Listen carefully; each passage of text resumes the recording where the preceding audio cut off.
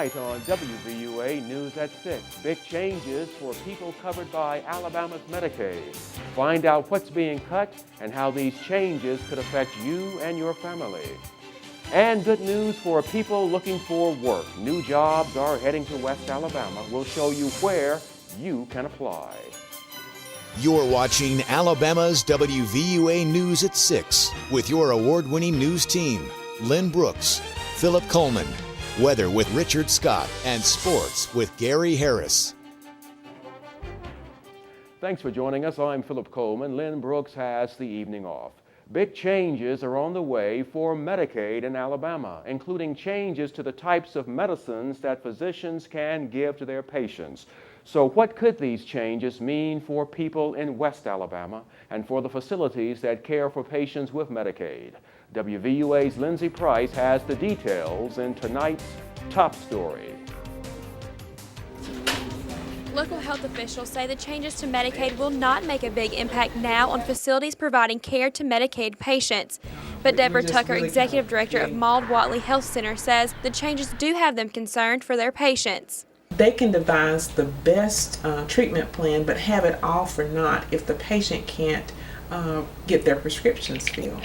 So we're extremely concerned. One of the big changes is surrounding prescriptions physicians can write. There will only be one name brand prescription per month allowed for Medicaid patients. Tucker says this leaves doctors in a tough spot. Physicians will be placed in the position of choosing one over the other, even when they know that 3 or 4 is really what's needed for the best care of that patient. Brad Fisher, Communications Director at DCH Regional Medical Center, says making limitations on what doctors can prescribe could cause patients to wait longer to get help. If they can't afford it out of pocket, that means they get sicker and come into the emergency room just that much more ill. Although hospitals will not be directly affected, Fisher says there may be more Medicaid patients coming to the emergency room. When we reach the point when fewer physicians are willing to accept Medicaid patients, which means that they won't have a provider to go to except their local emergency rooms, which is a more expensive outlet for basic care than getting that care in a doctor's office. Tucker says they are committed to keeping all services intact. They aren't looking at cutting any hours now. In Tuscaloosa, Lindsay Price, WVUA News. Now here's a closer look at some of those changes. A 10% reduction in payments to certain providers, including doctors and dentists. Benefits to children will not change, but some adult benefits will. Routine eye exams will now be covered once every 3 years, and there will be no eyeglasses benefit. And it will no longer cover cough and cold drugs for all recipients, though certain over-the-counter drugs are still being covered.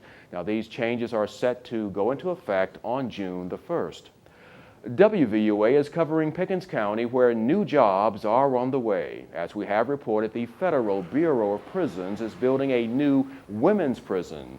Now, this new Federal Correction Institution of Aliceville is looking for employees, so they are holding a job information fair tomorrow. Officials say the jobs range from physicians to correctional officers.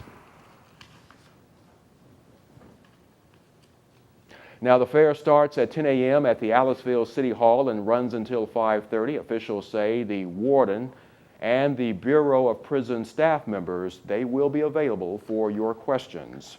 Now, on your education watch, choosing the next superintendent for Tuscaloosa County. School board members want to extend the search for the next superintendent. According to Tuscaloosa County School Board member Mark Nelson, the board wants to make sure the new superintendent is the right fit. They plan to meet with the Association of School Boards search team to find other options. As we have reported, the board had narrowed the search down to 5 candidates, but Nelson says they're looking for someone with more superintendent experience. The main thing is just experience. Again, of the 5 candidates, 3 have never been superintendents, and that's the main thing. We just want experience with school systems, leadership of school systems, certainly school systems of the size of our Tuscaloosa County system. And Nelson also told us that the school board is pleased with the interim superintendent, Dan Butler's performance so far, but they are looking to see how long they can extend the position while they search for a permanent replacement.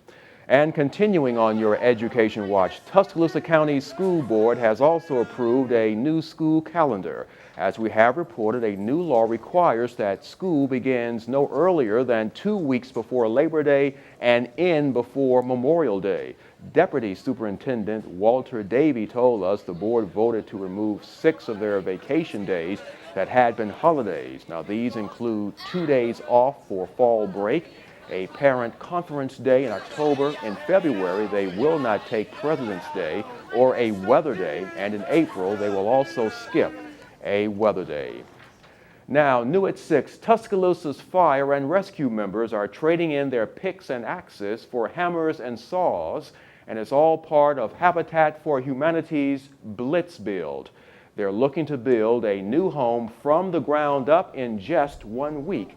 The home is for Patrice Johnson and her family, whose home was destroyed by the April 27 tornado. Organizers say the firefighters will log more than 1,000 man-hours on this home by the end of the week. I'm just happy to see how everybody came together, and I am so blessed to have them doing this for me and my family. You know, it's amazing. And you can learn more about the Building Blitz at Habitat for Humanity's website, and for a shortcut, just go to our website, that's WVUATV.com. Click on Numbers and Links.